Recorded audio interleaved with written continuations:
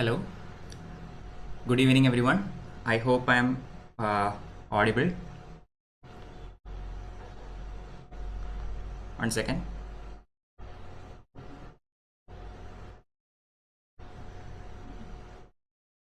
Hello, good evening everyone. I hope I am okay. So let's continue with the session UPSC CAC Modern India NCERT Old History Textbook, and this is the second lecture of this. Okay, yesterday we have day before yesterday we have looked into the first chapter, that is the decline of Mughal Empire, and now we are going to see what happened in India afterwards. Okay, so I am Madhav Shankar Arvariyar. If you have not already subscribed to this channel, please do so and hit the notification button so that whenever I schedule my classes, you will get notified. Okay, so without any further ado, let's begin this session. And today we are going to look in the second chapter, that is Indian states and society in the 18th century. Okay, so after the disintegration of the Mughal dynasty, after Aurangzeb, after a long succession of weak kings, what happened in India? Okay, yesterday I told you that the Mughal dynasty, which once ruled India as a whole nation, actually shrank in and around Delhi, Okay, by the end of 1857, the entire dynasty is vanquished by the British. Okay, so what are the other states which began to grow around this time? That is what we will be seeing in today's session.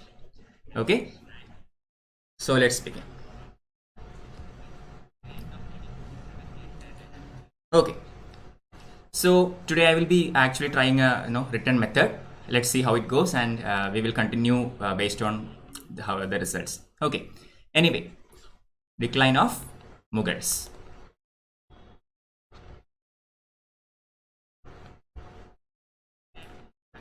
Okay, so once the Mughal dynasty declined, many local and regional powers, local and regional political as well as economic powers started to rise in India.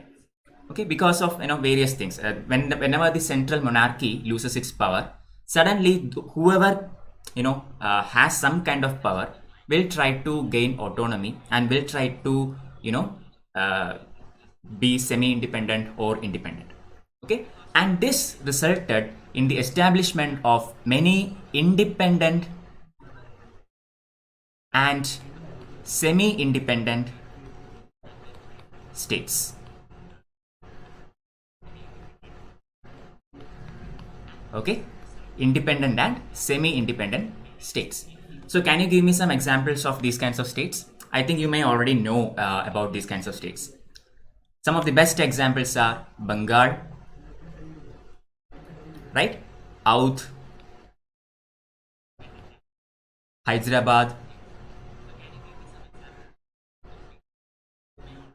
Marathas, okay, etc., etc. So these are the important states that came around during this time. Broadly, we can classify these states into three. Okay, a very broad classification, not based on any particular aspect, but generally historians actually classify these states into three. The first one among them is known as succession states. Okay, succession states. So what are these succession states? Succession states means nothing. Those states which are which came as a succession to the Mughal dynasty is known as a succession state, which means these states were actually part of Mughal dynasty or actually ruled by the Mughals itself, but the Mughal governors who ruled these states started to assert certain kinds of independence. Okay, that is the idea behind succession state. For example, Bengal, Oudh, Hyderabad, all these three states, okay, Bengal, Oudh and Hyderabad, these three were succession states. Bengal was ruled by Murshid Quli Khan. Then Oudh was ruled by Saadat Khan. Hyderabad by Nizamul Mulk Asaf Jah. Yesterday we saw a little bit about Hyderabad. Today we will be studying in detail. Okay, so all these three states which were initially ruled by Mughal governors started to assert some kind of independence. Clear? So such states are known as succession states. Second one is actually those states which resulted into a state due to rebellions. Okay, those states which were established after certain kind of rebellions, due to some certain kind of rebellions. Can you give me some examples? These rebellions were conducted by, say, local chieftains, local rajas, zamindars, etc., etc. The best examples of these states include Marathas. The state of Marathas were formed as a result of rebellion by the Marathas, okay, the ruling Maratha chiefs. Then the Jat state. Yesterday we saw that there was a Jat rebellion in and around Delhi during the time of Aurangzeb. So these kinds of rebellions eventually give rise to certain kinds of states. Then any others? Punjab. The state of Punjab was formed as a result of Sikh rebellion. Okay, we yesterday very briefly we looked into it. We will study more about the Sikh state of Punjab today. Okay, so these are the second category of states. Those states which are formed as a result of certain kinds of rebellions. Third one consists of those states which were never a part of Mughal dynasty. Okay, and these states include those in southwest, southeast, and northeast of India. Okay, southwest, southeast, and northeast of India. So in the history, there was never a time when the Mughal dynasty actually ruled over Kerala region or Tamil Nadu region, Andhra, Karnataka regions. Similarly, the 7 northeastern states of India. All these were always out from the British power, Mughal power. Okay, so these are the states which are included in the third category in general. Clear? So in today's class, we will be looking specifically into the first two category of states, the succession states and the states that were formed as a part of various rebellions. Okay, so let's continue. Once again, let me just check for any queries. Okay, hello Seema, hello Satya, good evening. Yeah, I just saw your comments, it was just loading. Okay, welcome to the class. Welcome Strabona. Okay, so moving on. So what are the common characteristics of these states? Okay, these states were formed as a result of the decline of Mughals. So what are the common characteristics? In order to achieve that legitimacy to rule, most of the rulers of these states accepted nominal suzerainty of Mughals. Okay, they accepted nominal suzerainty of the Mughal emperor. So they said that they are ruling under the Mughal emperor. But this, subjugation was only nominal. In effect, they were purely independent. Okay, they made war and peace by themselves. They established their own coins, etc., etc., etc. Clear? So just in name, it was they accepted Mughal suzerainty. In return, what did they get? They get their legitimacy to rule. The Mughal Sultan accepted their legitimacy to rule. Clear? So when the Mughal Sultan accepts this their validity to rule, they will have some kind of validation in the eyes of people as well. Because Mughal dynasty has been ruling over 200 years. So when the emperor of that dynasty accepts that person's rule, then that rule will have legitimacy in the eyes of people as well. Okay, so this is one character that was common to all of them. Now, so first one, accepting legitimate suzerainty of Mughal emperor. I will share the notes, okay, don't worry. Mughals nominally.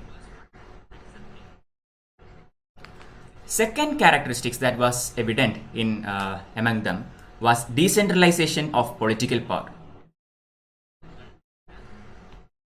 Okay, decentralization of political power. For example, whenever these states were set up, they cannot rule all by themselves because they were not sultans at that time. Okay, they just asserted their autonomy, they just gained some kind of virtual independence, but that doesn't mean that they are sultans.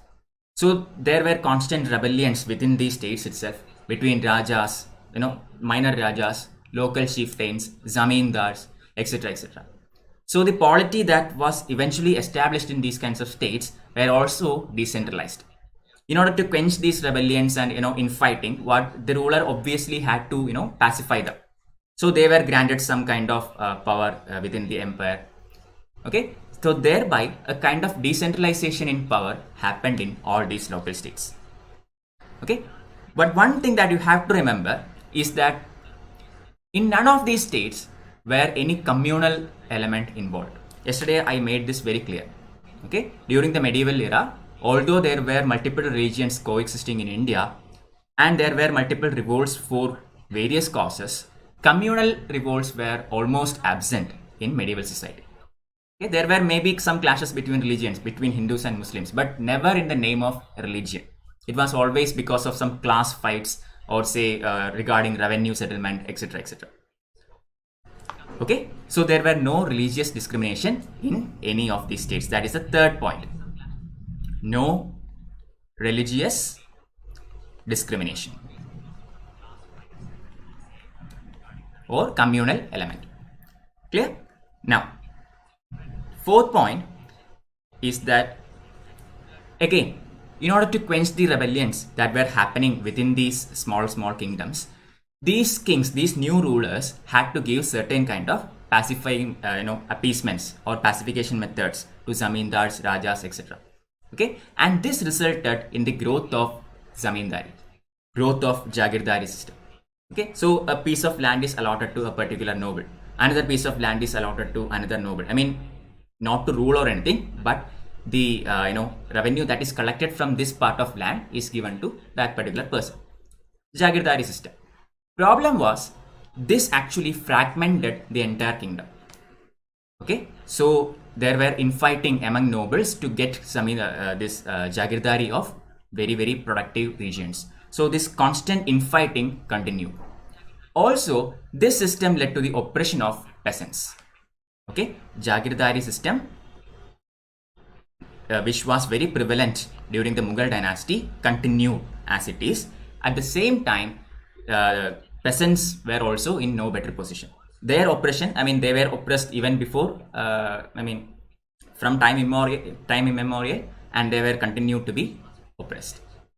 Okay, so these are the common characteristics that we see in all the medieval states that came into being after the decay of Mughal dynasty. Now, first we are going to see the state of Hyderabad. Okay, what happened in the state of Hyderabad? So first state to study is the state of Hyderabad. In the state of Hyderabad, I hope you remember from yesterday, this state was established by Nizam ul Mulk Asaf Shah. Okay, Nizam ul Mulk Asaf Shah in the year of 1724. Okay, so this person, Nizamul Mulk, was actually the Wazir. Wazir means Prime Minister. Okay, Wazir of Muhammad Shah. Yesterday we looked into the reign of Muhammad Shah and all the Mughal successors after Aurangzeb. So if you remember, during the time of Muhammad Shah, Nizamul Mulk was the effective ruler. Okay, Muhammad Shah was basically a pawn in his hands. Nizamul Mulk tried to revive the Mughal dynasty, but the nobles, his contemporary nobles, were not happy with him. They were very jealous. So they poisoned the ears of the emperor, and there were constant quarrels between Nizamul Mulk and Muhammad Shah. Finally, being frustrated about the entire system of polity in the Mughal dynasty, Nizamul Mulk decided to leave the Mughal empire and establish a new state of his own. So he went southwards and he settled in Hyderabad. Okay, he was actually given the viceroyalty of Hyderabad earlier itself by the Mughal dynasty. So he came down to there and he established the state of Hyderabad. Okay, Nizamul Mulk actually earlier when he helped the Sayyid brothers to overthrow the emperor at that time, he was given this viceroyalty of Deccan, entire area of Deccan, and but only in 1724 did he establish the state of Hyderabad.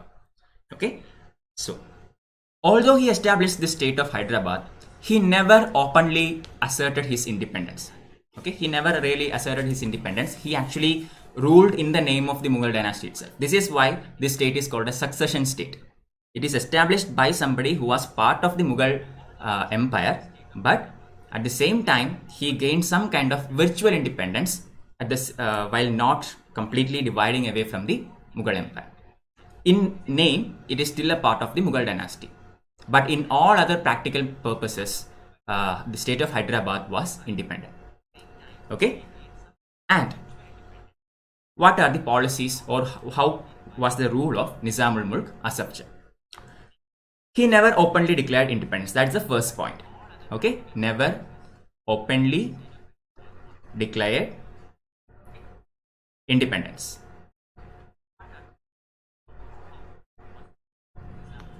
This is number one. Second point to note is the religious policy. This is something that we see very common to all the rulers from medieval times. Their religious policy was always tolerant.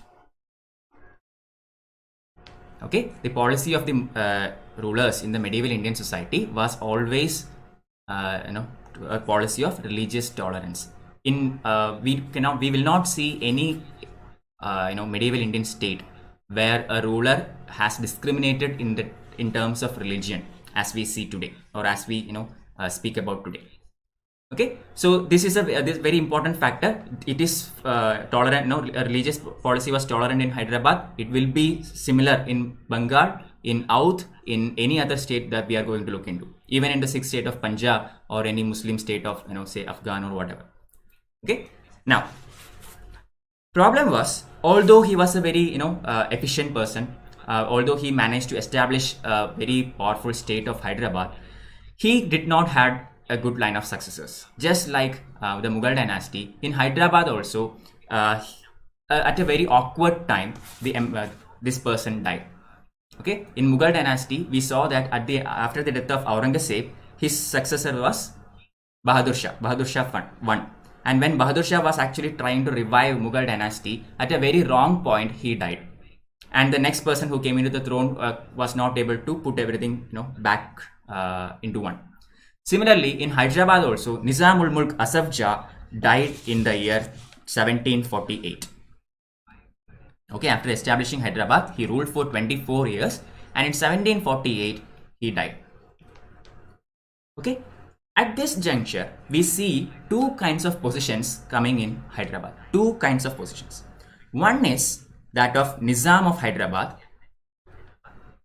I will look into your comments, okay? Just 1 second. Nizam of Hyderabad. And the second one is the Nawab of Carnatic. Nawab of Carnatic.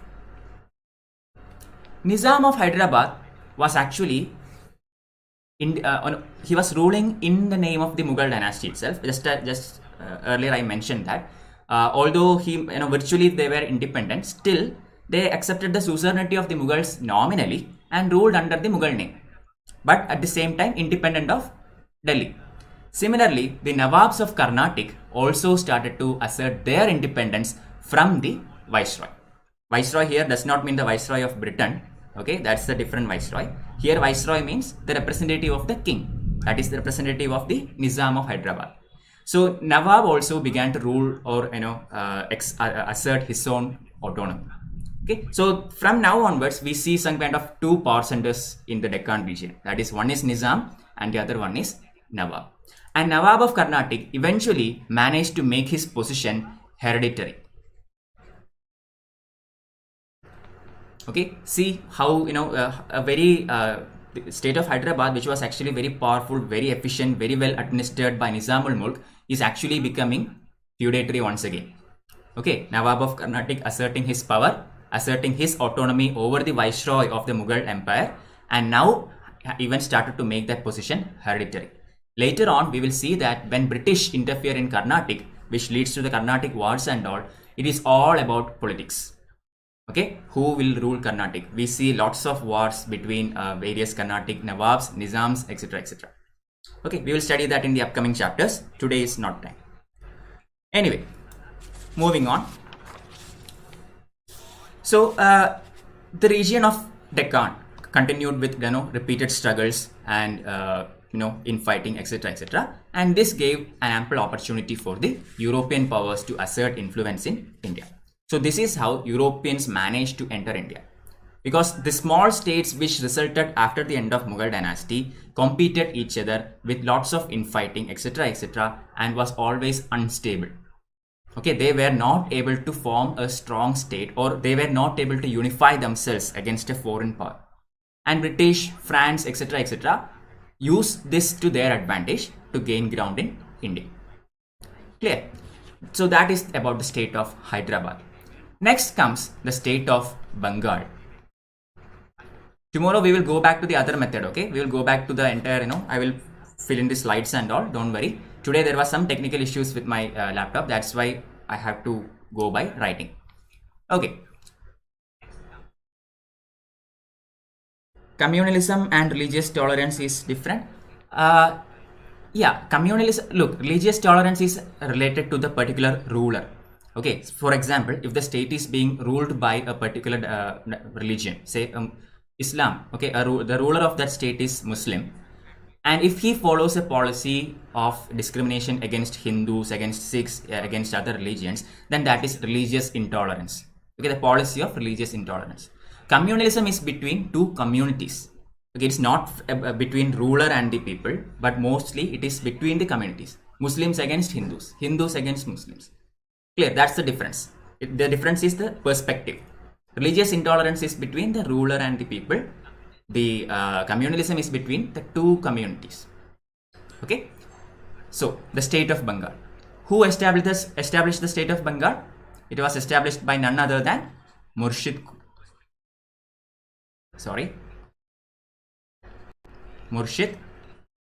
Quli Khan. Okay, remember all these kinds of names, very important. Murshid Quli Khan established the state of Bengal. He also made the state virtually independent. Okay, just like Hyderabad, Bengal was also virtually independent, except that Bengal used to pay an annual tribute to the Sultan. Okay, they actually paid annual tribute to the Mughal Sultans. Clear? Murshid Quli Khan was also a very ample, efficient ruler, and he managed to establish a long period of peace in Bengal. Okay, his rule was a long period of peace. This is very important. Why? Why is this particular point very important? This is also the reason why Bengal became so much successful eventually. Okay, we see that British, I think almost all the European powers, especially the British, tried to establish their factories at Bengal. They tried to acquire territories in Bengal. Why? Because Bengal was very rich. Okay, and this richness of Bengal is not something that happened overnight. It happened because of its prosperity, which was given to it by long periods of peace, development of trade, etc., etc. Okay, and Murshid Quli Khan was able to achieve this, period of peace. He was able to, curb the rebellious zamindars. Okay, there were some rebellions in Bengal. You can read it from your NCERT textbook. Occasional, rebellions were there, but in general, he was able to curb all the rebellious zamindars.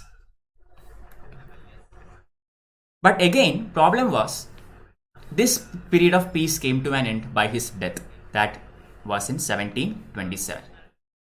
Okay, the people who actually established this state were visionaries. They were brilliant commanders, ample or able administrators. But the moment they die, that vision is lost. The next person who acquires the throne is unable to continue the legacy that they left behind. This is very common in most of the medieval Indian states. Okay, but anyway, in case of Bengal, after Murshid Quli Khan, this power went to Shujauddin. Shujauddin. Okay, Shujauddin, who was the son-in-law of Murshid Quli Khan, came into power. Okay, and he ruled for another, say, about 12 years until 1739. Okay, he ruled until 1739. In the year 1739, Shujauddin was deposed by Alivardi Khan. Okay, Alivardi Khan and Murshid Quli Khan together actually founded Bengal, although major credit is given to Murshid Quli Khan. Alivardi Khan was also a part of that. Okay, but Murshid Quli Khan died in 1727. His son-in-law Shujauddin came to power at that time. But later, after 12 years, Alivardi Khan actually deposed Shujauddin and took power of Bengal. Okay, Shujauddin was deposed in 1739 and Alivardi Khan took power. He actually killed Shujauddin's son also. Shujauddin's son's name was Sarfaraz Khan. Okay, Sarfaraz Khan he was actually killed by Alivardi Khan, and Alivardi Khan took power in Bengal. One thing that is common to all these three rulers is that all three of them were actually good, and they were able to maintain that peace in Bengal. Earlier I told you, when the chief founder of that dynasty or of that state dies, usually the state goes to decline. But here in case of Bengal, we see three rulers who were able to maintain peace at some level: Murshid Quli Khan, Shujauddin, and Alivardi Khan. These three rulers gave long periods of peace for Bengal. Okay, so now let's see what were the administrative policies that were employed by Murshid Quli Khan and his successors in order to maintain the prosperity of Bengal. Okay, so the first thing Murshid Quli Khan did was to transfer most of the Jagirs. Okay, transfer most of the Jagirs into Khalisa.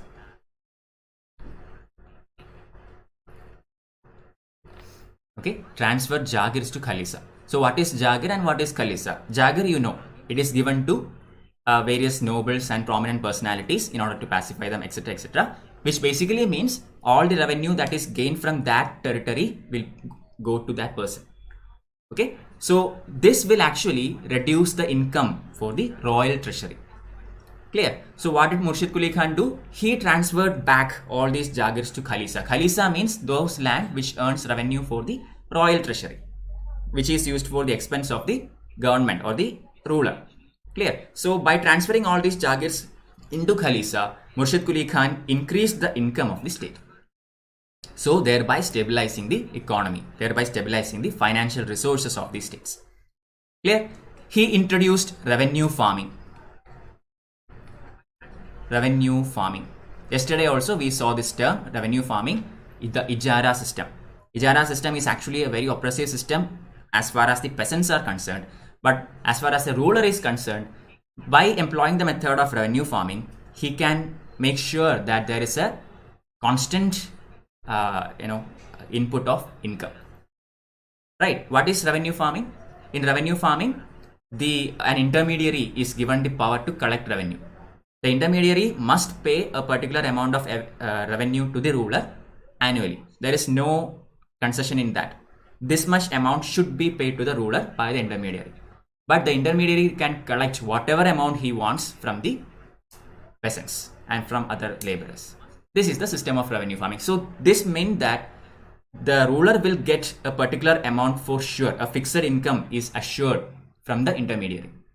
Problem is that for the peasants, this is very much oppressive, because most often these revenue farmers used to collect very high taxes from the farmers and give only that particular fixed income to the rulers. Okay, so he continued with revenue farming. Now,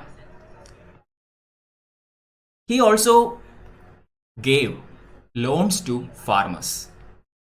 Okay, Murshid Quli Khan knew that Bengal was a very rich, resourceful land area. Okay, I mean, it is filled with many rivers, alluvial soil. Okay, agriculture is something that flourishes in these lands. Problem was that no ample investment was given into agriculture. The farmers, the peasants, they were not able to bear the cost of agriculture. So that is why the production is low. So he understood this and he started to advance crop loans to these poor peasants. And these kinds of crop loans is known as Takavi. Okay, agricultural loans given to farmers is known as Takavi. Don't forget, these kinds of questions can come in prelims. What is Takavi? Okay, then another feature of Murshid Quli Khan's rule was, although he collected land revenue with utmost strictness, Murshid Quli Khan, was also very much, let's say, cruel in the method of collection. Okay, I mean, he only kept some standard rates of revenue, but he collected it with utmost cruelty. Clear? So the peasants, even in this, low seasons or even in seasons where the productivity is less, he still made sure that the fixed income is collected without any kind of mercy, without any kind of concession. So in that sense, he was a bit cruel. But the revenue or the tax that was levied by him onto the peasants were only standard, nominal. Okay, he didn't collect exorbitant taxes or anything. Now, during his time also, we see that there were equal opportunities both for Hindus and Muslims. And this actually led the foundation of a noble aristocracy in Bengal. Okay, so these intermediaries, these revenue farmers were very much starting to become very much important in the Bengal polity, because these were the people who collect revenue and pass it on to the empire. Correct. So revenue farmers began to become more and more powerful. They began to gain that position and status in the Bengal society. So we see that in Bengal, some of the traditionally aristocratic families starts to decline, while these revenue farmers starts to come up in their position and establish a new kind of aristocracy. Okay, so they started to form a new kind of aristocracy.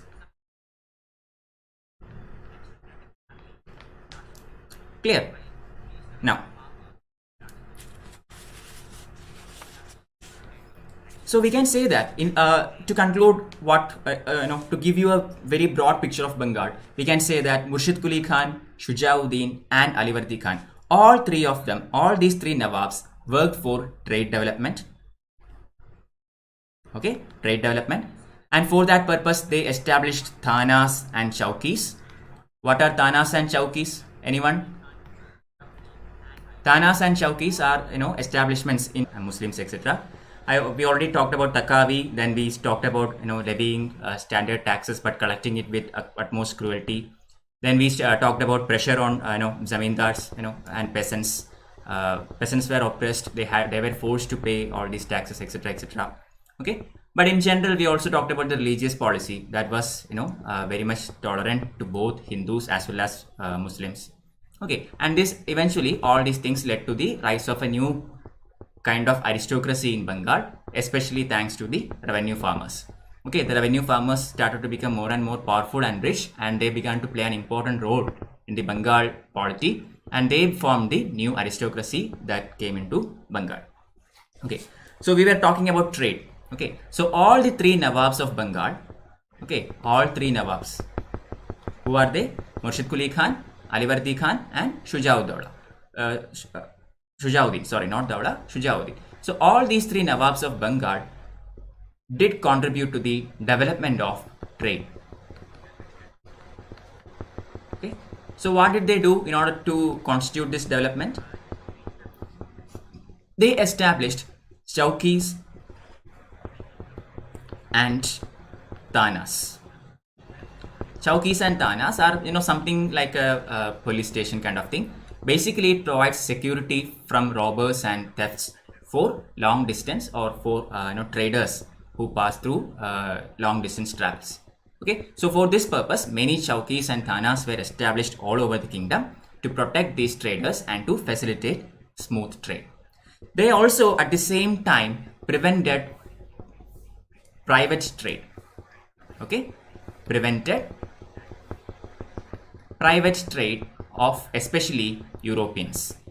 East India Company was already in India. They were, the officials of East India Company were very much corrupt.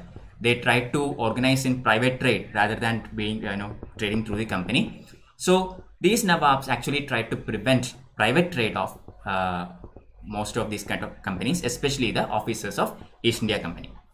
Okay, Alivardi Khan actually even prevented both the English and the French from fortifying their factories in West Bengal, in Bengal. Okay, we know about the English factory at Calcutta and the French factory at Chandranagore. Okay, the French established their factory in Chandranagore, a place in Bengal. English established the same in Calcutta. Both these were initially not fortified, but when they tried to fortify it, Alivardi Khan, who was a very ample, very bright ruler, he prevented them from doing so. But later we will see that after Siraj-ud-Dawla, the Battle of Plassey, after this fight between Siraj-ud-Dawla and Robert Clive, one of the first things that the British do is to make sure that their factories are fortified. Okay, I mean Siraj-ud-Dawla has been defeated in that battle, by the Battle of Plassey, and the British will immediately make sure that their factory is fortified. Okay, although Siraj-ud-Dawla tries to prevent it, he fails in it. Okay. Anyway, Alivardi Khan prevented the British as well as the French from fortifying their factories. But one drawback of both I mean, all of these Nawabs was that they did not had much contact with outside world. Okay, they did not had much contact with outside world. So what is the issue here? They are too much concerned about, or they focus more on the internal, and the neighboring issues of their states rather than looking to other parts of the world. In the contemporary world, back in the Western areas, for example in Europe, etc., lots of developments were happening. These rulers were unaware about it. Okay, if they knew about it, they could have strengthened their military. They could have been ready for the Europeans. Okay, they could have known that these Europeans always will come as traders and then eventually start colonizing. Because the Europeans have already colonized parts of Africa, Latin America, East Indian countries such as Indonesia, etc., etc. Because of the lack of awareness of all these, things that were going on internationally, these rulers failed to see what the Britishers were actually up to. Okay, so that was one drawback of all these Bengal Nawabs. Not just Bengal Nawabs, most of these Indian states around the 18th century. Okay, so because of this fact, they neglected to build a very strong army.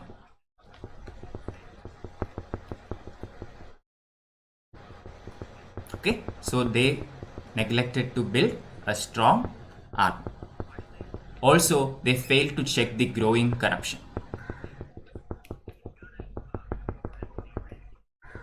The European the company's private officers, similarly certain other zamindars, local chiefs, etc., etc., they were all trying to gain positions through bribery, through unlawful means, etc., etc. This corruption kept on growing. Okay, and these Nawabs failed to check this corruption. So this is what leads Bengal into its eventual demise. If you remember, in the Battle of Plassey, when Sirajuddaula met Robert Clive, his own nobles betrayed him. Okay, he was supposed to get help from his own nobles, and they betrayed him on the battlefield. That's what I said. Corruption started to increase for personal benefits. Okay, and eventually will lead to the downfall of Bengal into the hands of British. So this is about Bengal. Third one is Oudh. What happens in Oudh? So who is the person who established the state of Oudh? The state of Oudh was established by none other than Saadat Khan, who is also known by the name Burhan ul Mulk. Okay, Saadat Khan or Burhan ul Mulk. He also was a very able ruler. Okay, very able, very efficient, etc., etc. Okay, he also managed to discipline the zamindars. And he managed to bring all of them into discipline, etc., etc. He also established a fresh revenue settlement. Okay, he also established a fresh revenue settlement. He continued the Mughal systems, but he established the revenue settlement all on his own. Earlier we saw that in the state of Bengal, Murshid Quli Khan started the revenue farming, and he established his own revenue settlement system. Same goes for Hyderabad. In all these states, although they follow the policy of Mughal administration, still they always end up by establishing a fresh revenue settlement. That happened in Oudh also. Okay, so he actually actively tried to improve the condition of peasants.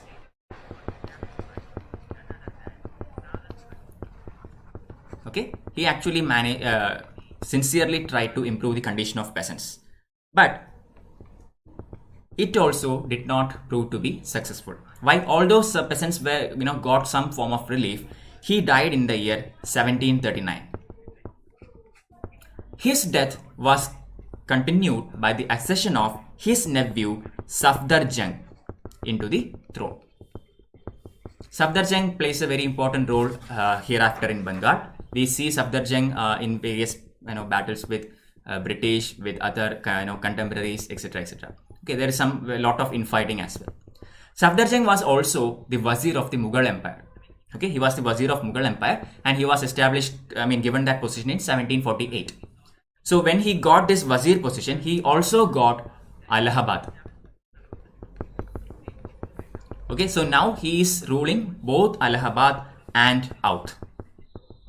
Maybe not as a independent ruler, but as far as Allahabad is concerned, he was more or less like a governor. Okay, so these two provinces were under the control of Safdarjung.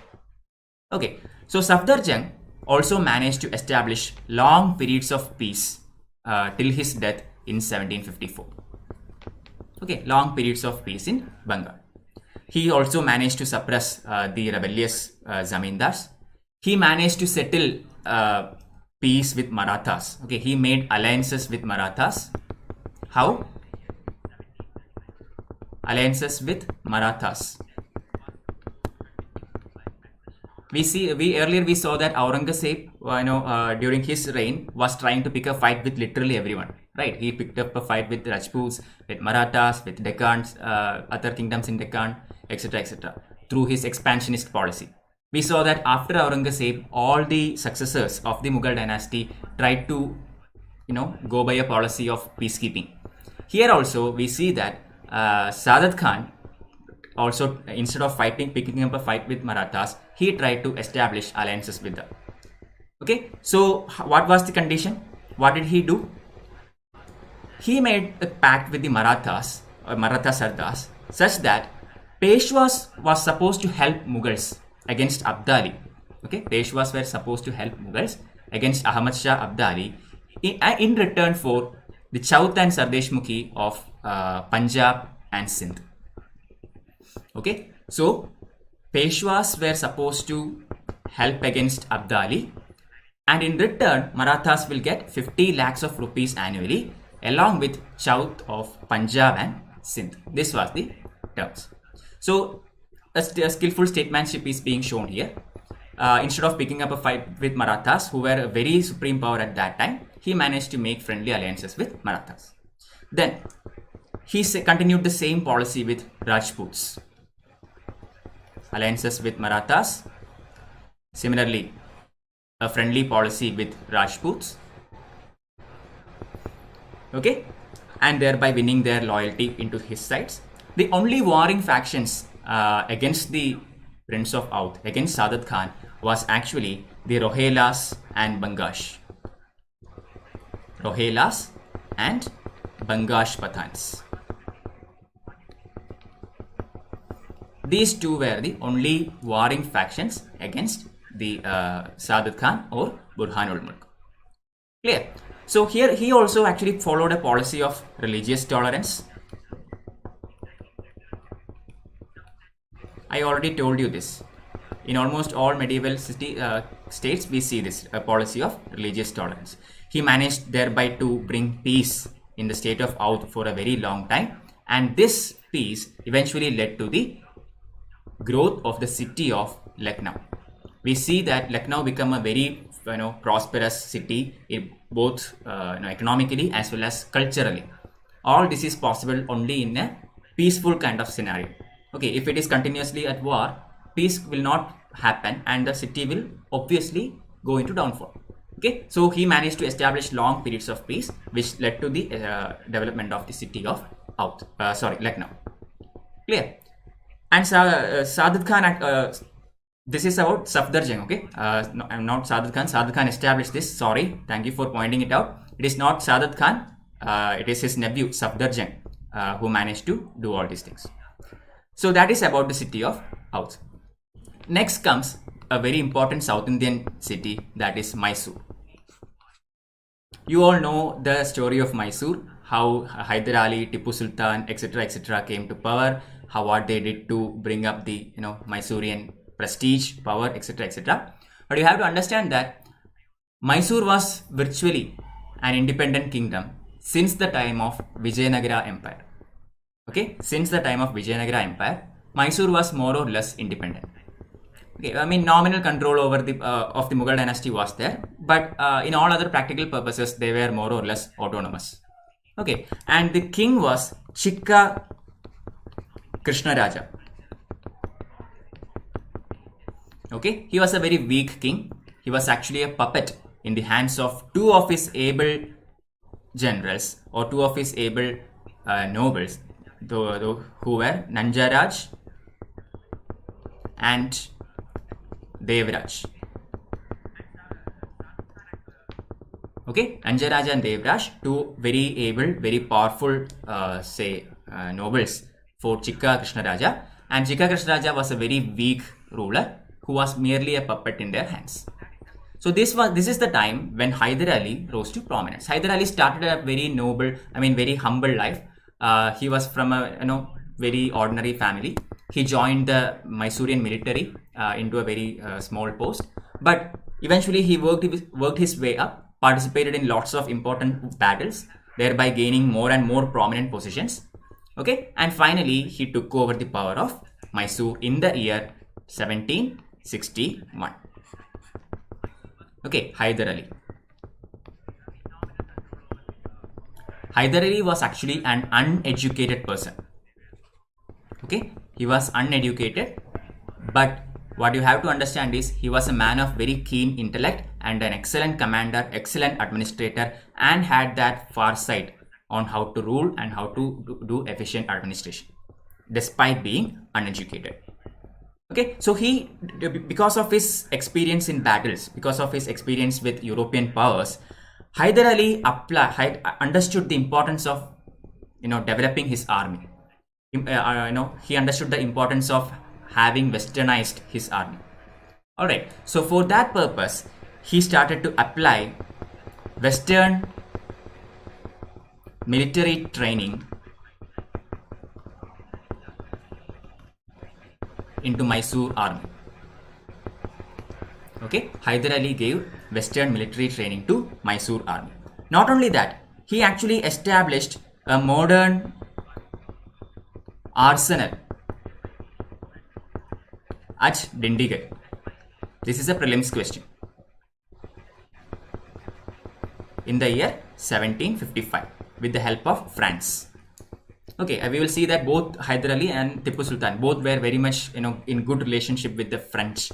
Okay, and Hyder Ali managed to establish a modern arsenal at Dindigul with the help of French. Okay, he also actually followed an aggressive policy of expansion. He wanted to expand the boundaries of Mysore. He wanted to build a naval force, and for that purpose Mysore wanted a port city. Okay, Mysore was a landlocked area and Mysore wanted to have a port town. For that purpose, he attacked the state of Malabar. Malabar is the currently northern Kerala. Okay, he attacked northern part of Kerala, that is the Malabar region, and Malabar region has a good coast. Okay, it is a very very famous for trade between European nations and other Arabs, etc., etc. So by capturing Malabar, Hyder Ali gave Mysore an outlet to the sea, which will help him for trade, communication, etc., etc. Clear? Now, in his state, Hyder Ali continued with the Mughal policy only. Okay, he did not change the revenue system or anything. He continued to have the Mughal system of revenue, etc., etc. He also followed a policy of religious tolerance. I have to write this in everything. Okay, this is very common in all the states of medieval India. I'm sorry to write all these things today. I was preparing the PPT, but suddenly something happened and everything was lost. And it was already time, so I did not have the time to type down everything once again. That's why I had to write today. So please bear with me today. From next class onwards, we will be back with complete slides. Okay, I will I will share the notes in my Telegram channel. Here the link is given here. The handwritten notes will be uploaded in Telegram channel. Okay, the scanned copies of this handwritten note will be uploaded in Telegram channel. Anyway, he also followed a policy of religious tolerance, Hyder Ali. Okay, and although I already told you, he followed a policy of expansionism in order to increase the prestige and power of Mysore in South India, and this policy actually led him to have fights with many of his neighbors. For example, Nizam of Hyderabad. Okay, similarly Marathas, similarly British. Okay, because of his expansionist policy, he made a lot of enemies, and all these powers were up against him at some particular point of time. Okay, but anyway, during the course of the second Anglo-Maratha war, okay, Anglo-Mysore war, Hyder Ali died, okay, in the year 1782. Okay, we will study about Anglo-Mysore. There were all Anglo-Mysore wars, Anglo-Maratha wars, etc., etc. We have to study them in detail. We will look into that in the next chapter. But for now, just understand what happened in the war. Okay, during we are looking into the life of Hyder Ali as such. We are not looking into what happened in the war. That we will study in the next chapter. So Hyder Ali died during the course of Second Anglo-Mysore War in the year 1782, and he was succeeded by his son Tipu. Okay, Sultan Tipu, a very famous personality in the history of India because of what he did for the state of Mysore. Tipu Sultan was, unlike his father, he was very well educated.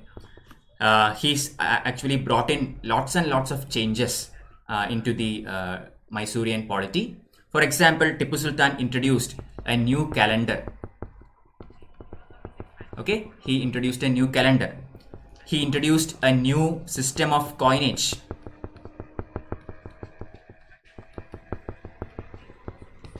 Okay, then he introduced new system of weights and measures.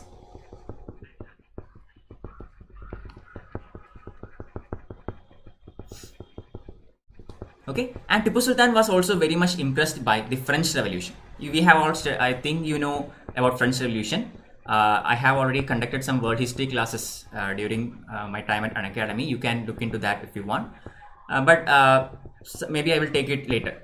Okay, anyway, we know the ideals of French Revolution: liberty, equality, fraternity, etc., etc. So Tipu Sultan was very much impressed by what happened in French Revolution, and he tried to accommodate all these ideals of French Revolution into the state of Mysore.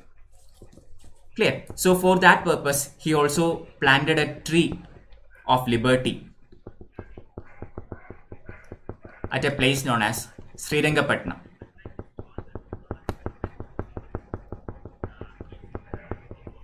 Okay, the tree of liberty was planted at Srirangapatnam by Tipu Sultan. Clear? Similarly, Tipu Sultan also joined the Jacobin Club.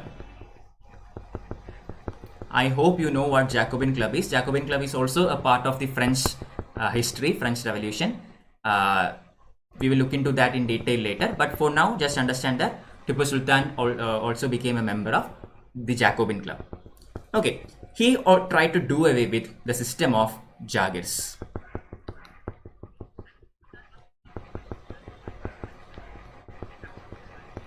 Okay, why? Same reason as Murshid Quli Khan did, because Jagirs were actually causing heavy losses to the ruler's treasury, because the revenue collected from these Jagirs goes to the particular local chieftain or zamindar or whatever. Okay, so by doing away with the system of Jagirs, more and more land will come into more and more revenue of these lands will come into directly to the royal treasury, thereby enhancing the state's capital. Clear? So he tried to do away with Jagirs. He also tried to reduce the hereditary possessions of polygars. Okay, reduce hereditary possessions of polygars. Who are polygars? Polygars are basically the chiefs during the time of Vijayanagara Empire. Okay, polygars were mostly the warring chiefs during the time of Vijayanagara Empire, and during Tipu Sultan's time, he managed to take away many possessions that were kept as hereditary by these polygars, thereby bringing more and more capital and more resources for the state. Okay, Tipu Sultan also tried to eliminate intermediaries in the field of agriculture. He understood that intermediaries are oppressing the peasants. They are taking in lots and lots of amount to themselves and is giving only a nominal amount to the Sultan. So he understood that intermediaries are the cause of lots of trouble between peasants and the ruler. So he tried to eliminate the intermediaries in the rule. However, Tipu Sultan kept 1/3 as land revenue.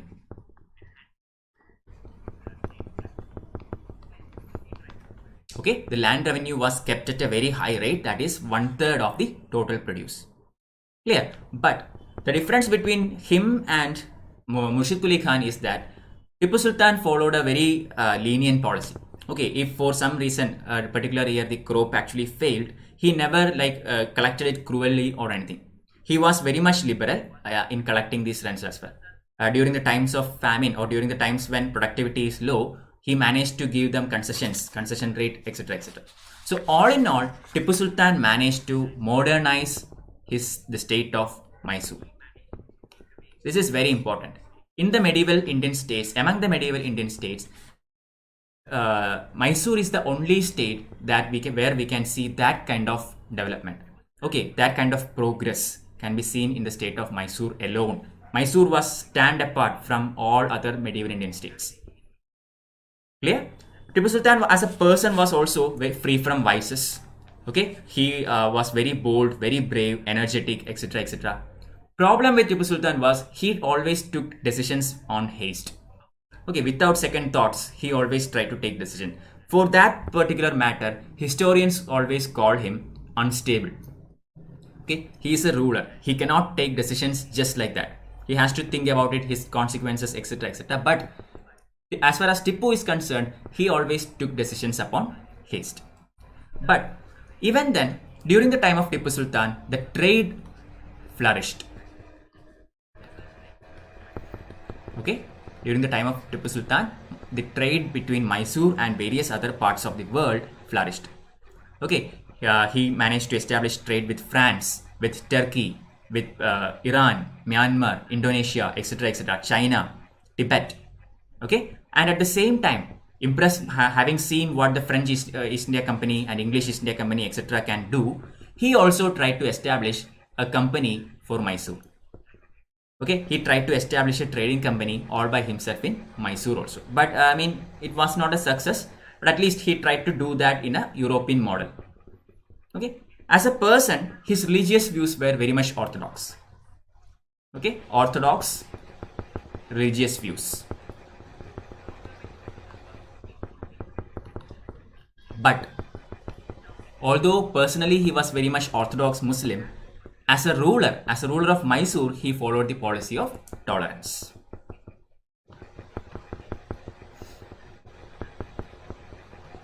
Clear? Personally, he was very much orthodox. He was a staunch Muslim. But as a ruler, he never discriminated between Hindus and Muslims as a ruler. Clear? So his religious policy as a statesman, as a ruler, was very much liberal.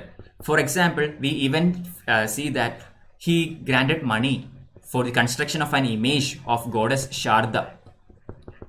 Okay, goddess Sharda in the temple of Sringeri. Okay, in the temple of Sringeri, in order to install the idol or the image of goddess Sharda, Tipu Sultan actually donated a huge amount of money. Clear? We will see that later on in the year of 1791, the Marathas actually will loot this temple, Sringeri temple. This is why yesterday I told you in the medieval Indian society, religion was not that much of a factor for all these kinds of issues. Okay, the Mysore's and Marathas attacked each other not because of religious purposes. Marathas are staunch Hindus. Mysoreans, the rulers were Hyder Ali and Tipu Sultan were both Muslims. Okay, but Marathas and Mysoreans fought each other not because they were Hindus and Muslims, but because they wanted more power, more money, more wealth, etc., etc. So Hindu kingdom of Marathas actually looted a Hindu temple, that is the Sringeri temple. Okay, so it's nothing communal or religious in the medieval Indian politics as such. So this is about the state of Mysore. We have to study about the Anglo-Mysore wars, but that we will do in the upcoming chapter. Next comes a very small portion, that is the state of Kerala. This is the state from where I come from. Okay, in the state of Kerala, actually, I will look into your comments 1 second. In the state of Kerala, there were actually 4 important, provinces or rulers ruling different parts of Kerala. First one is Calicut under the Zamorin. Then we have Chirakkal. Chirakkal is a Muslim state. Okay, then we have Cochin, and finally Travancore. I am from the capital of Travancore, that is Trivandrum. Thiruvananthapuram is still the capital of Kerala, and that was the capital of Travancore in those times. And I belong into this place. Okay, so these were the 4 prominent states within the area of Kerala. Among these 4, Calicut, Cochin and Travancore basically were the major established states. Clear? And Travancore was ruled by a very famous king around this time of the name Marthandavarma. Marthandavarma was a very able ruler, very strict, very a great ruler, very brave, courageous, etc., etc. He even managed to beat the Dutch in the in the Battle of Kulachal. Okay, there was a very famous battle known as the Battle of Kulachal. Battle of Kulachal. In this battle, Marthandavarma defeated the Dutch forces, thereby ending their aspirations of dominating the region in Kerala. Okay, he also established a strong army in Western model.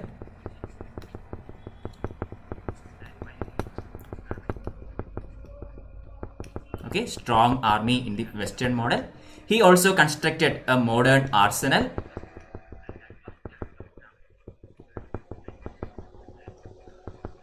And he also established a lot of modern irrigation works. Okay, lots of canals were built, roads were constructed, etc., etc. So all in all, Marthandavarma's period in Travancore was very, just like other prominent rulers in other states, Marthandavarma was the prominent ruler in Travancore. Clear? During this time, Malayalam literature also started to improve. Malayalam is the native language of Kerala, and Malayalam literature started to evolve. It was a golden time of Malayalam literature in a sense. Okay, the successor of Marthandavarma is called Ramavarma. Okay, Ramavarma himself was a poet, a dramatist, etc., etc., and he also contributed to the growth of Malayalam literature. We will see, some of the literary works towards the end of this chapter. Okay, so that is all about the state of Kerala. Moving on.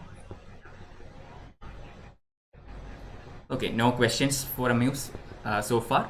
So I am continuing. Rajput states.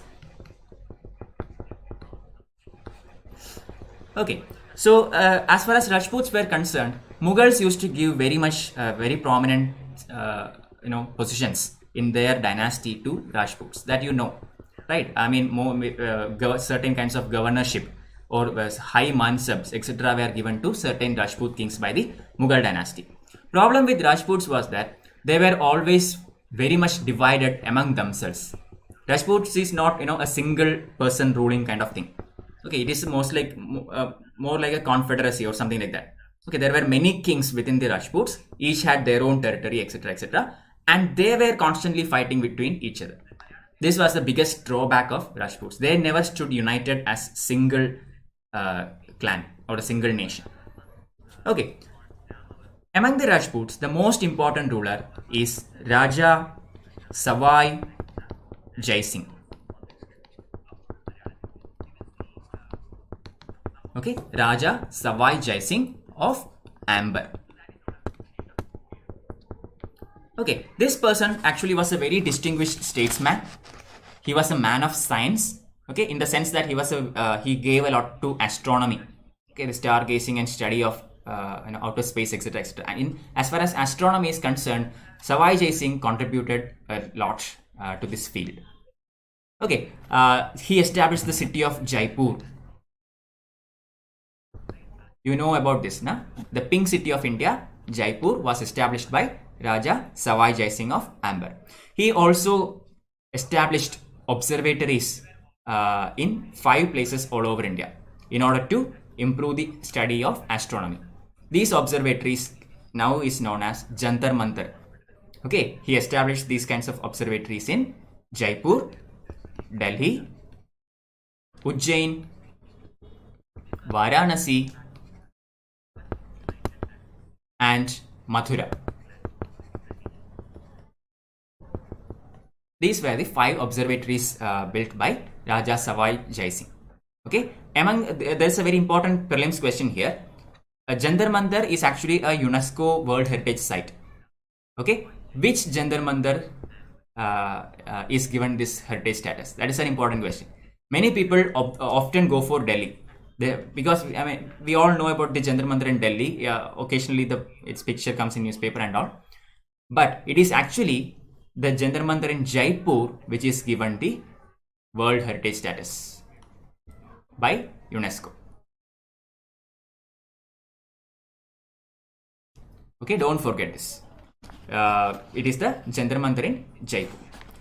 Anyway, moving on. So these observatories were set up by Raja Savai Jai Singh. Also, he invented something known as Zij Muhammad Shahi.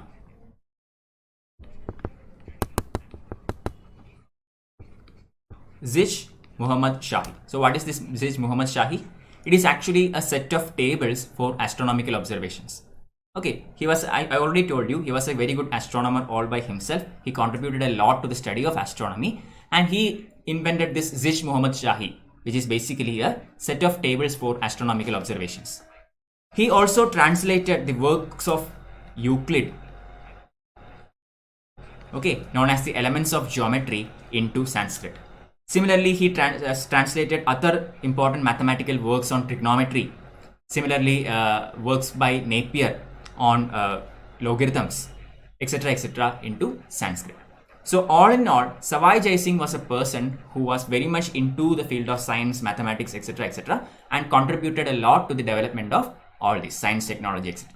We do not see this anywhere else in India. Okay, we do not see this kind of devotion to science in any of the other medieval cities of India. Okay, now he was not just a man of science, he was also a social reformer. Okay, Savai Jai Singh was also a social reformer. Why? Because he tried to curb the marriage expense in the Rajput states. During those times, this system of dowry existed. So whenever a girl is married to somebody, huge amounts has to be given as dowry. Okay, and this actually contributed to the development of female infanticide. Okay, so if a girl is born, she had to be married off to someone. Okay, that was during those times, this was more or less compulsory. Okay, and for this purpose, huge amounts has to be given as dowry. So whenever a female child is born, immediately that child used to be killed, because otherwise huge amounts will have to be paid to someone else in the future. To avoid this, the child, used to be killed at a very young stage itself. This is known as female infanticide. So to prevent female infanticide, to prevent the system of dowry, Savai Jai Singh did a lot of measures in his kingdom. And for this matter, he is also a social reformer, considered as a social reformer. And he ruled for a very long time of 44 years, from 1699 all the way to 1743. And this is considered as a golden age as far as Rajputs were concerned. Okay, he was a social reformer, he was a man of science, he was a very astute ruler. All in all, a very ideal time for the Rajputs. Then comes Jats. Okay, no questions again. Let me see. Okay, and I can't see anything in the chat. I hope you are understanding what I'm teaching. Let's move on. The Jat state. Basically, the Jats were agriculturists. Okay, basically agriculturists who lived, in the region of Delhi and the surrounding regions, Agra, etc.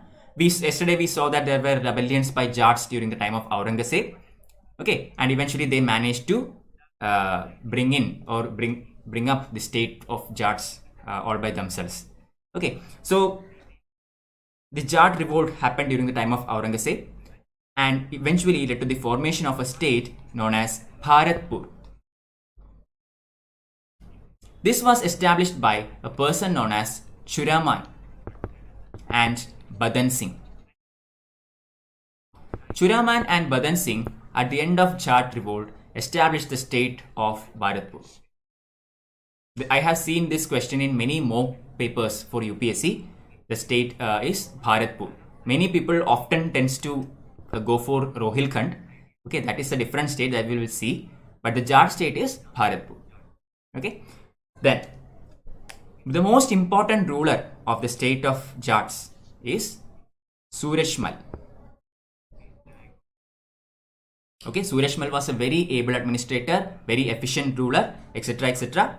He also adopted the Mughal revenue system and he continued with it. Okay, I mean, it is very hard to establish a new revenue system altogether in a state. Mughal revenue system was so elegant. Okay, it was a very good revenue settlement system. It was actually started during the time of Todarmal. Okay, Todarmal was the person who established that Mughal revenue system. I hope you remember, you have read about that in your medieval India textbooks. From the time of Akbar, this system was followed with minor variations here and there to adapt to the more changing times. And this system was also inherited by most of the medieval Indian states. Okay, but again in the Jat state also, after the death of Sureshmal, the state declined. There was no further visionary to continue his dedication, his sincerity, his able administration, efficiency, etc. etc. So after the death of Sureshmal, the Jat state of Bharatpur declined. Alright, moving on. Another important state in the medieval times is that of Bangash Pathans. Bangash Pathans and Rohelas. Okay, so who founded the state of Bangash? It was founded by an Afghani adventurer by the name Muhammad Khan Bangash. Easy to remember because his name and the name of the state are similar. Okay, Muhammad Khan Bangash is the person who established this state. Okay, he established this around a place called Farrukhabad. Okay, modern day Farrukhabad, he established this state around that region. Clear? So this establishment happened during the time of Farrukhsiyar and Muhammad Shah. Okay, Farrukhsiyar and Muhammad Shah were the rulers of Mughal dynasty at this time. But what happened was, Nadir Shah invaded Mughal dynasty during the time of Muhammad Shah. Yesterday we saw that. During the time of Muhammad Shah Rangila, Nadir Shah came to India and laid waste of Delhi, massacred millions of people and took away the Kohinoor diamond, etc. etc. After Nadir Shah, there was confusion. Okay, the entire region had confusion on what is happening, what is the political setup, condition at that time, etc. etc. And this is the time when Ali Muhammad Khan established the state of Rohilkhand. Okay, Ali Muhammad Khan established the state of Rohilkhand, and this was established in the foothills of Himalayas. And initially the capital of Rohilkhand was Alan, and later it was changed to Rampur. Okay, there is nothing further to study about these states. Just for prelims perspective, this is enough. Muhammad Khan Bangash established the state of Bangash Pathans, and the Rohelas, the state of Rohilkhand, was established by Ali Muhammad Khan during the void or the vacuum that happened after the invasion of Nadir Shah at Delhi. Clear? Next comes a very important state in the medieval Indian system, the state of Punjab, or the six states. Okay, so the sixth state was actually in the process of formation for a very long time. Since the 15th century itself, it was going on, and the transformation of Sikhs into a militant group started under the Guru Hargobind Singh.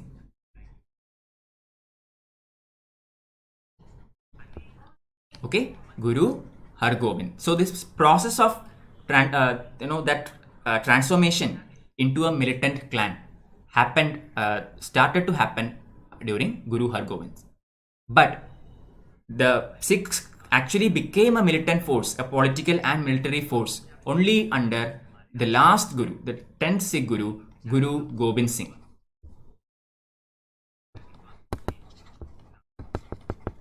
Okay, the transformation began under Hargobind and it was completed under Guru Gobind Singh. Clear? Now, after Guru Gobind Singh, we all know that there is no 11th Guru. Okay, there are only 10 Sikh Gurus, and then onwards the system of Guruship was stopped, and a person called Banda Bahadur came into power. Banda Bahadur. And we also see that there were plenty of clashes between Banda Bahadur and the Mughals and other states, etc., etc. But eventually, Banda Bahadur was captured and killed in the year 1750. Okay, there were plenty of fights between Mughals and Banda Bahadur. Sixth state, the state of Punjab, was one state with which the Mughals never had a cordial relationship. I mean, they had initially, but once it was broken down, they never managed to re-establish that cordial relationship. Okay, so Banda Bahadur was also caught and killed in 1715. So what went wrong, or how did this happen? It happened because number one, Mughals were very strong, and number two, the upper classes of Punjab were against Banda Bahadur. Banda Bahadur championed the cause of lower class people and other lower castes in Punjab. Okay, he were championing their cause. So naturally, the upper classes, the powerful and influential classes, were up against him, and they sided with the Mughals. So together, they captured, defeated, and killed Banda Bahadur. Clear? But among the six, the most important personality is Ranjit Singh. Ranjit Singh, a very important personality, Ranjit Singh. The six were actually organized into 12 mills. Okay, 12 mills. So these 12 mills together form the state of Punjab. Together they form the sixth state. So basically it was more like a confederacy. Okay, these 12 mills, unlike the Rajputs, here there is perfect cooperation between all these states. Rajputs were always at fighting with each other. But as far as the 12 mills were concerned, they were always cooperating with each other. And Ranjit Singh was actually the leader of Suker Chakia mill. Suker Chakia mill. Okay, he was a very able administrator, diplomat, etc., etc. He managed to unify the Sikhs who were living west of Satluj. Okay, the river Satluj was the boundary, and all the Sikh community who were living the west of the river Satluj were unified by Ranjit Singh, under Ranjit Singh. Okay, he also continued the Mughal land revenue system, but he levied about 50% as tax. 50% of the gross produce was levied as tax. He actually managed to create a very strong army. He also followed a policy of religious toleration. Okay, his army consisted of a variety of people. There were Gurkhas, there were Biharis, Oriyas, Muslims, etc., etc. So, bringing all of them together, Ranjit Singh established the second most powerful army in Asia. He was that good. So, which army is the most powerful in Asia? Ranjit Singh army was second most powerful, which is the army which was the most powerful in Asia at that time. None other than English East India Company. East India Company's army was the number one army, and Ranjit Singh's army was number two. Okay, that is why English East India Company still had that kind of dominance. Otherwise, Ranjit Singh could have beaten them, and there will end East India Company. Okay, but unfortunately, it was not to happen. Anyway, he followed the policy of religious toleration. He laid foundations for a modern foundry. For the what is foundry used for? Foundry is a place where you build or you manufacture cannons, etc., artillery and all those stuffs for war purposes. So he founded a modern foundry at Lahore. Clear? And thereby established the second best army in Asia. But he not only was a very able commander or anything, but he was also a very clever diplomat. He managed to get into a settlement with British, and he signed a treaty with the British. We will look into the Treaty of Amritsar, Lahore, etc. later in the next chapter. But for now, understand that in order to avoid a direct conflict with Britain, which possessed the best army at Asia at that time, he entered into an agreement. Based on this agreement, he will never cross river Satluj. Okay, so if this is river Satluj, Ranjit Singh promised that he will stay to the western regions of river Satluj and will not cross over to the eastern side. Okay, eastern side was given to the British, and the other side was given to, under the rule of Ranjit Singh. And by doing this, one bad thing that happened is he had to give up his dream of unifying the entire Sikh community. There were plenty of Sikh people who were living in the eastern side as well. So because of this treaty, he was unable to unite all of them together into a single Sikh nation. Okay, so this is all about Ranjit Singh. But you have to understand, once Ranjit Singh died, entire thing collapsed. Weak rulers ascended into the throne. British defeated the Punjab army and took over the entirety of India. East India Company was so powerful by that time. Ranjit Singh was the only person which was standing between English and Punjab. Okay, next comes the most powerful Indian state after Mughals, that is Marathas.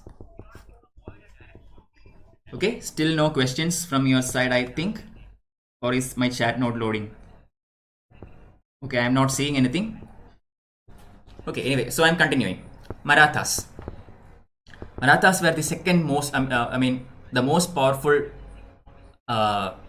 dynasty that could have actually ruled over India, the whole of India, after the Mughals.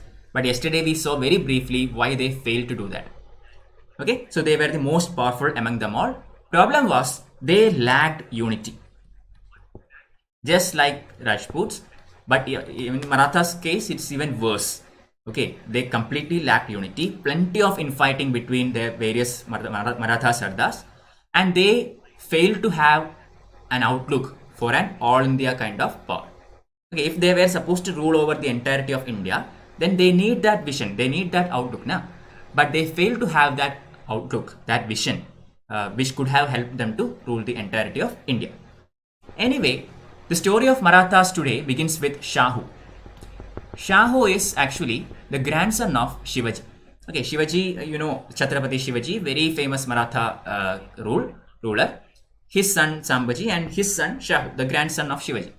So Shahu was actually a prisoner in Aurangzeb's period. Aurangzeb kept Shahu and his mother as prisoners in Mughal Empire. Although he was kept as prisoner, Aurangzeb treated both of them with extreme respect, dignity, etc. etc. Okay, they were not at all mishandled by Aurangzeb. He gave them proper respect, etc. etc. in the hope that when Shahu actually becomes the ruler, he can have cordial relationship with Mughal dynasty. That was the idea. Okay, if he treated him badly, then maybe when Shahu becomes the king, Marathas and Mughals will continue fighting. But if he is treated with respect, Aurangzeb thought that Shahu can have a very good relationship with Mughal dynasty. That was the thought process behind that. But in the year 1707, Aurangzeb died. Okay, Aurangzeb died in the year 1707. After his death, Shahu and his mother was released. They were allowed to go back to Maratha. When he went back to the Maratha Empire, problem was it was currently being ruled by Tarabai as a region ruler for her son Shivaji II. Okay, and Tarabai did not want to give up power. She wanted her son to be the ruler when her son comes of age. And Shahu was actually the rightful king. So this actually went into a clash, a kind of civil war. Yesterday when I talked to you about Bahadur Shah first, I told you that if Bahadur Shah had accepted Shahu as the ruler of Marathas, the civil war could have been prevented at least for some time. But Bahadur Shah did not interfere with that. Bahadur Shah did not accept Shahu as the rightful ruler, which eventually led to this civil war. Okay, so Shahu and Tarabai had to fight it out, and eventually Shahu emerged victorious and became the ruler of Marathas. Okay, so although Shahu became the king, the kind of polity in Maratha Empire actually changed. Okay, rather than the king ruling the Maratha territory, he became a nominal ruler, and the real power went into the hands of Peshwas. Okay, Peshwas, a very important functionary in the Maratha polity. Peshwas began to become the de facto rulers since the time of the first and foremost among them, Balaji Vishwanath. Balaji Vishwanath, a very prominent personality, very strong, able, courageous leader who actually established this powerful house of Peshwas. I mean, Peshwas were there for some time, but he made Peshwas the de facto rulers of Maratha Empire. Although there is still the king Shahu. Okay, so Peshwas became the functional head of the Maratha Confederacy. Balaji Vishwanath actually managed to induce Zulfikar Khan. Yesterday we saw this name. I hope you remember. Zulfikar Khan. Okay, Zulfikar Khan was induced by Balaji Vishwanath to grant the Chauth and Sardeshmukhi of Deccan. Yesterday we saw this while we studied about the decay of Mughal dynasty. Okay, he was forced to give Chauth and Sardeshmukhi of Deccan to the Marathas by whom? Balaji Vishwanath. Okay, similarly, he managed to enter into a treaty with Said brothers. Okay, a treaty was made between Balaji Vishwanath and Said brothers, based on which all the Shivaji's territories which were under Mughals were given back to Shahu. Okay, Shivaji had a huge empire and some of it was taken back by the Mughals during the time of their rulers, and all these were given back to Shahu based on the treaty made between Balaji Vishwanath and the Said brothers. Yesterday we saw that Said brothers also followed a policy of pacifism or an appeasement kind of policy between other neighboring states. They did not want to enter into a fight with Marathas or any other states if they can avoid it. Okay, so such a treaty was signed, except in return for this, Shahu was supposed to maintain a cavalry of 15,000 horses. Okay, 15,000 horses as cavalry plus 10 lakh rupees annually to be paid to the Mughal treasury. This was the condition.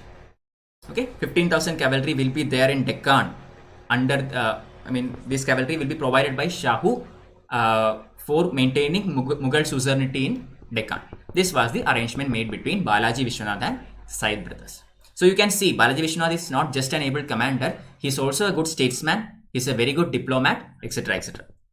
Okay, he also paid respects to the tomb of Aurangzeb, thereby respecting the Mughals rather than fighting with them.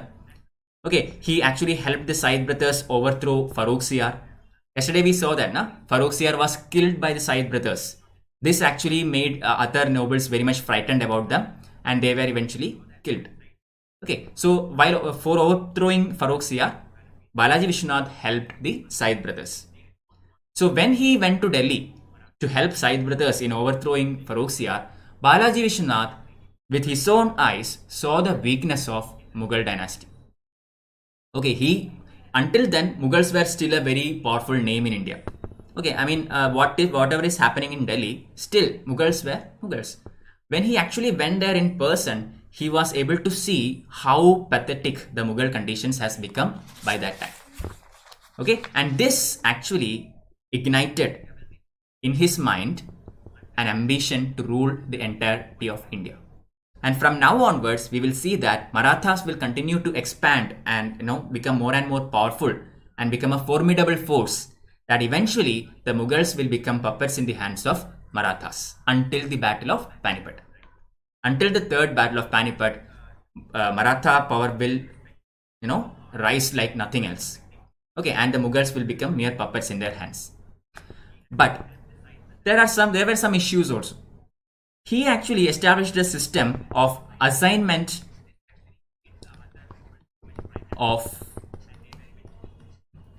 Chauth and Sardeshmukhi. Okay, he made a new policy of assignment of Chauth and Sardeshmukhi to various Maratha Sardars. Okay, what is this as Chauth and Sardeshmukhi? These are taxes. Where are these taxes levied? These taxes are not levied in the Maratha kingdom. It is levied outside the Maratha territory. So, for example, if this is India, peninsular India, okay, and this is the Maratha state. Okay, suppose this is the Maratha state. Chauth, Sardeshmukhi, etc. are imposed on the neighboring areas here only, not within the Maratha state. Okay, so by imposing these tax on these areas, condition was that as long as these areas paid Chauth and Sardeshmukhi to the Marathas, they will not attack these states. That was the condition. Okay, so Balaji Vishwanath started a system of assignment of Chaut and Sardeshmukhi to various Sardars. So these Sardars were given these lands. Okay, this goes to Sardar 1, this goes to Sardar 2, and so and so. So what happened? These Sardars who got this particular Sardeshmukhi, particular region, went there and he managed to establish himself as the ruler of that area. Okay, I mean he still pays tribute to the Maratha, king, but even then he conquered that state. So all the conquests that the Marathas did outside their kingdom was not done by their central army, but was done by these Sardars, who did this with their own private army. I will repeat it again. All the conquests that Marathas did outside their state was not done by their army, not done by the Maratha official army, but instead was done by the private armies of these Sardars, to whom these Chauts and Sardeshmukhis were given by or assigned by Balaji Vishwanath. Okay, this actually was a huge blunder in the long run. Okay, because already the Jagirdar in Maratha system, in Maratha polity, Jagir is known by the name Saranjam, Vatan and Saranjam. Okay, Vatan and Saranjam, equivalent of Jagir in the Mughal system. Okay, so this Saranjam was actually already given to these kinds of Zardars, Zamindars, etc., etc. And along with that, now they are also getting this Chaut and Sardeshmukhi. So what happened now? This led to more and more fragmentation. Okay, and at the same time more and more patronage. Balaji Vishwanath's idea was by granting them all these things, they will become patronized to the Maratha ruling class, the Peshwas, and it worked. Okay, many Sardars from different parts of the kingdom came to them and offered their support to the Peshwas, to the Shahu Empire, etc., etc. Problem was, once they were assigned this land, once they were given this Sardeshmukhi, they began to rule these areas as of their own. And whenever the emperor or the Peshwa tried to interfere in that, they turned against the Peshwa or the emperor. Clear? So in the long run, this proved to be very costly to the Maratha power. Okay, so in 1720, Balaji Vishwanath died. Okay, and he was continued by his son Baji Rao I, a very prominent ruler. Baji Rao, actually it is Baji Rao I and Balaji Vishwanath together actually made Peshwas the most powerful functionary in the Maratha Empire. Okay, these two were absolutely brilliant, absolutely able administrators, diplomats, commanders, etc., etc., etc. Okay, very great statesman. Bajirao I is actually known as the second best when it comes to guerrilla war tactics. The best being Shivaji. Okay, Shivaji is the master of guerrilla tactics, war tactics, and Bajirao I is considered as the second best only after Shivaji. Okay, that good was he as far as his militancy commandership is concerned. Okay, during his time, plenty of wars happened against Mughals and neighboring states, etc., etc. And this is also the time when certain other families in the Maratha Confederacy comes into prominence. For example, the Gaikwads, the Holkars, Homsleys, Scindias, etc., etc. Okay, so other families in Marathas also rise to power around this time. Okay, now in April 1740, Baji Rao I died. Okay, in 1740, Baji Rao I died. He was continued by none other than Balaji Baji Rao.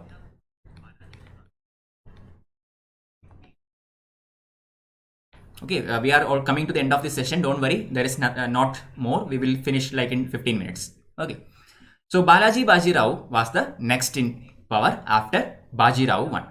Balaji Baji Rao is known by another name which is more familiar to us, which is Nana Sahib.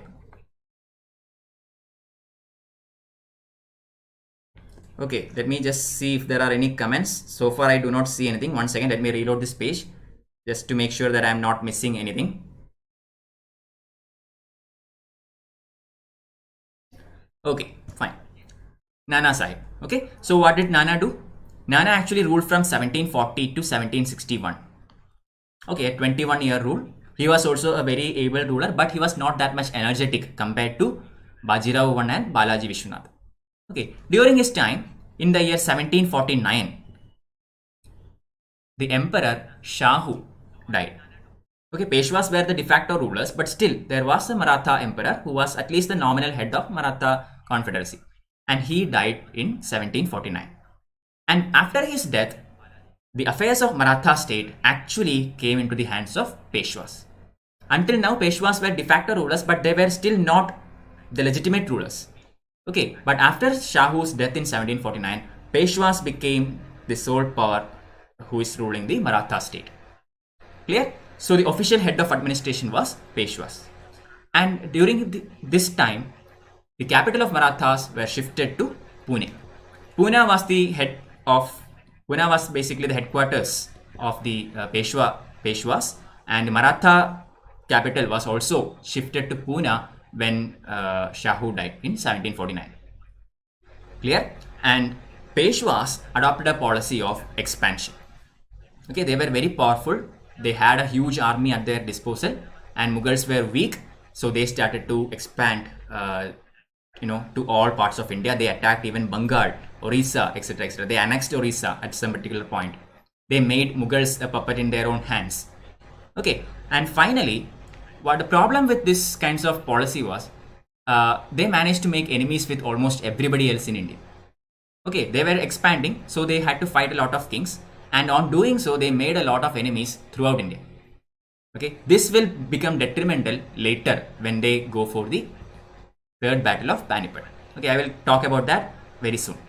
Anyway, this is the time when Ahmad Shah Abdali comes to India.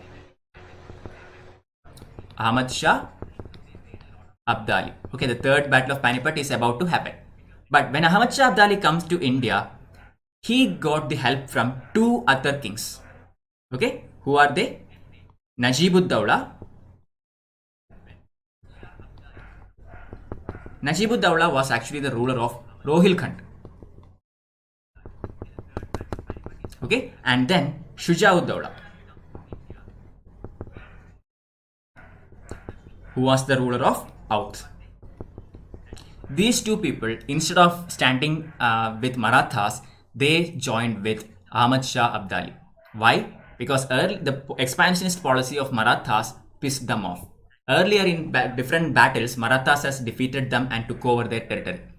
Okay, so when the time came, they joined with the enemy. And Marathas were left with none. They did not get much friends, much help from any of their prominent friends. Because they did not manage to make friends. They picked up a war with literally everyone, and this became detrimental in Third Battle of Panipat. Okay, so when Ahmad Shah Abdali came to India, immediately the Maratha emperor actually sent an army into Delhi to defend India against Ahmad Shah Abdali. So a huge army under the nominal son. I mean, Vishwas Rao was the son of current emperor of Maratha Confederacy, and the army was sent in the nominal name of Vishwas Rao, but the real power was given to the cousin of the emperor named Sadashiv Rao. If you have seen that movie Panipat, you will know this. Okay, Vishwas Rao is the nominal head, but Sadashiv Rao, the cousin of the emperor, is the actual head of that army. He was supposed to lead the battle, Sadashiv Rao.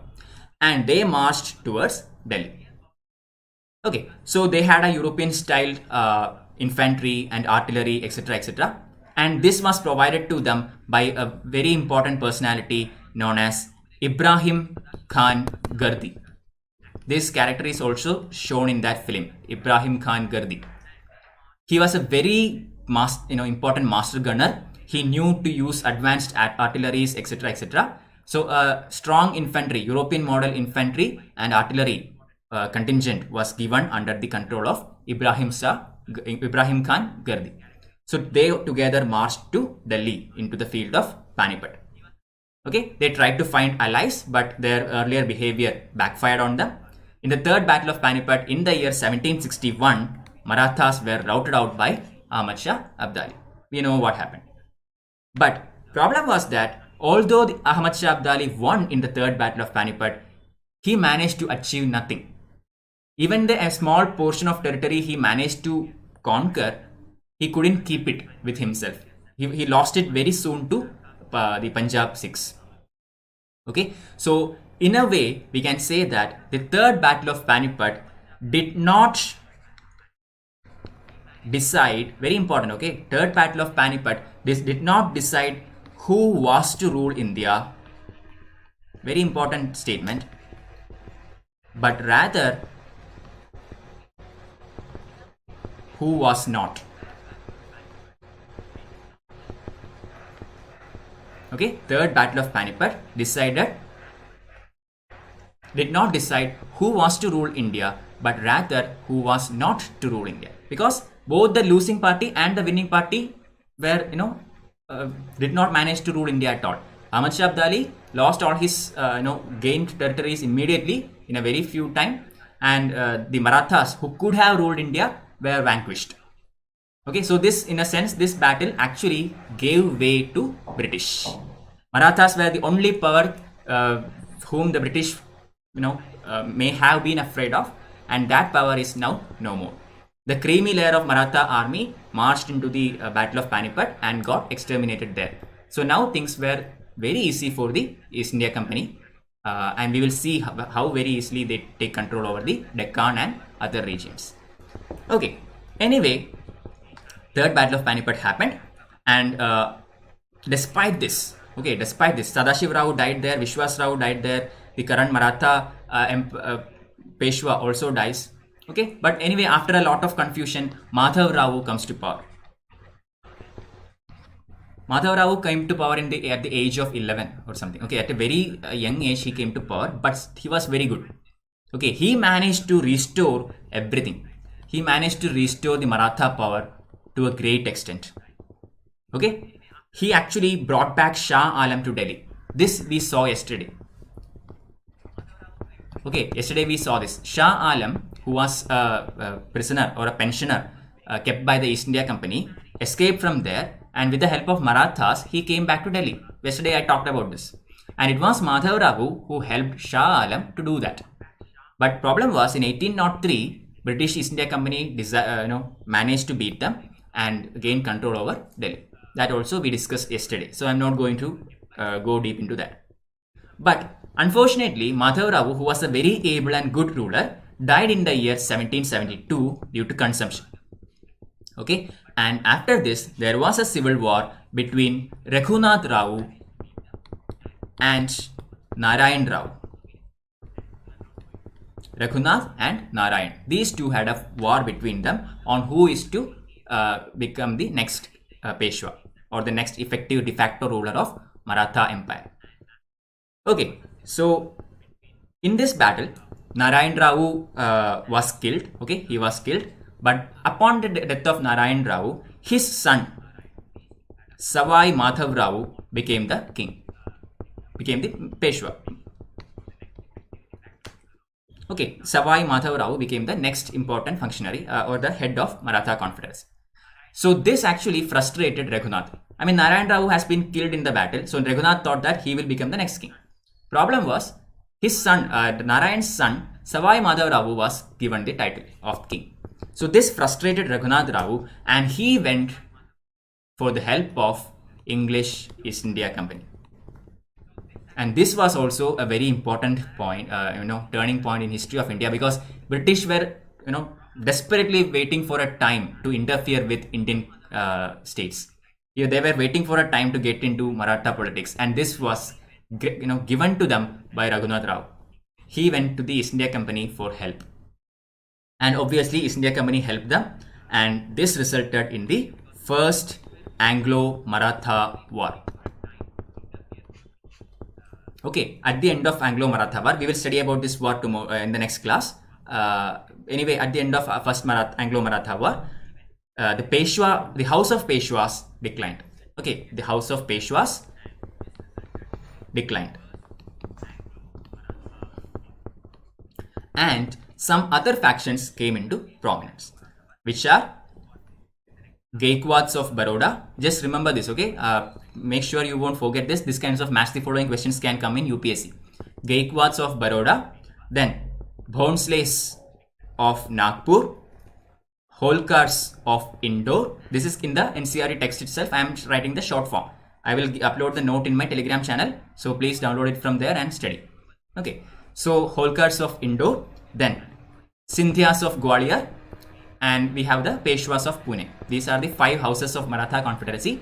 Peshwas were almost destroyed at the end of First Anglo-Maratha War, and these other 4 families came into prominence. Among them, some of the most important ones were Mahadji Scindia. Okay, Mahadji Scindia. He actually managed to form a European style of army. He also was a religiously very tolerant person. He accepted Hindus as well as Muslims to his army, his polity, etc., etc. Okay, he also sought the help of French and Portuguese to build a superior army against the English East India Company. Okay, all in all, Mahadji Scindia was a very good, very able administrator all by himself. Okay, he also established an ordnance factory near Agra. That is a very important point. Ordnance factory near Agra was established by Mahadji Scindia. Okay, he also, through his clever diplomacy, managed to get the title of Naib-i-Munaib from the Mughal Emperor Shah Alam. Naib-i-Munaib means the second in command. Okay, the second emperor or the deputy of the emperor. That is what is meant by Naib-i-Munaib. This was given to Scindia. Okay, not a Peshwa. Peshwas were the real heads. But Mahadji Scindia, through his statesmanship and diplomacy, managed to get this title from Shah Alam, the Mughal emperor. Okay, so by now I think you know the kind of person Mahadji Scindia is. Very able, very shrewd diplomat, very able statesman. Okay, anyway, Mahadji Scindia had always to fight with Peshwas. Okay, Peshwas were still de facto heads. Peshwas were now led by Nana Fatnis. Okay, Nana Fatnis. And there were constant battles between Nana Fatnis, Mahadji Scindia and the Holkars. So, continuous infighting, despite a foreign power, the English East India Company, trying to attack them from outside, still Marathas were into infighting between each other. This led to their decline eventually. Anyway, finally, the power went into the hands of the son of Raghunath Rao. Okay, Raghunath Rao earlier went for British help, and it went to the First Anglo-Maratha War. And after winning the Anglo-Maratha War, the power was given to the hands of Baji Rao II, the son of Raghunath Rao. He was utterly useless, utterly worthless ruler, Baji Rao II. Compared to Balaji Vishwanath, Baji Rao I, etc., etc., Baji Rao II was basically useless. Okay, moving on. During his reign, we will see other wars against Britain. We have the Second Anglo-Maratha War, we have the Third Anglo-Maratha War, and by the end of the Third Anglo-Maratha War, the House of Peshwas was completely extinguished. Okay, earlier itself the House of Peshwas were brought down in power, but after the Third Anglo-Maratha War, House of Peshwas was extinct. It was no more. Alright, so their decline was very similar to that of Mughals.